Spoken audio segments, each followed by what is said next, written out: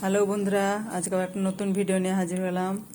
এই বাচ্চাটা অনেক খারাপ ছিল, সেপসিস, তারপরে শ্বাসকষ্ট, তারপর গ্রান্টিং। আজকে বাচ্চাটা ফিড আলা হয়েছে, মায়ের ব্রেস্ট ফিড করছে আর রোজিতে 4 ml করে দেওয়া হচ্ছে। আশা করি বাচ্চাটা 2-1 দিনের মধ্যে মায়ের কোলে ফিরে যাবে।